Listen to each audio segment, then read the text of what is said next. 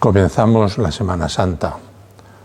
Hemos colocado ya a nuestra Madre Santa María aquí en la Capilla de la Pasión, bajo la advocación de la Virgen Dolorosa, para que nos ayude a acompañarla durante estos días camino del Calvario.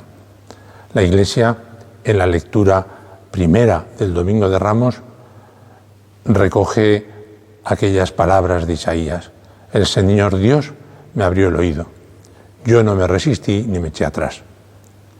Ofrecí la espalda a los que me golpeaban, las mejillas a los que mesaban mi barba.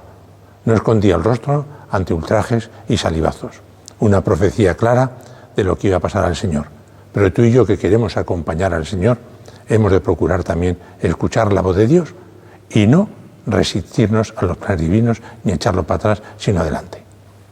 Dice: el Señor Dios me ayuda. Ese es el truco. Por eso no siento los ultrajes. Por eso no endurecí el rostro como pedernal, sabiendo que no quedaría defraudado. Qué bonito es cuando al final de su vida Cristo puede decir: todo está cumplido. Ojalá tú y yo también podamos decir: todo está cumplido, porque hemos esforzado por cumplir la voluntad de Dios. En camino, San José María nos escribe: Cristo ha muerto por ti, ¿tú qué debes hacer por Cristo? Cristo ha muerto por cada uno de nosotros, por ti, por mí, por nuestros pecados.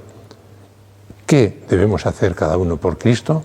Es la pregunta que te dejo para que durante estos días, con la ayuda de nuestra Madre Santa María, vayas descubriendo qué es lo que debemos y podemos hacer para corresponder a tanto amor de Dios. Que el Señor os bendiga estos días, un saludo muy fuerte y hasta la próxima. Chao.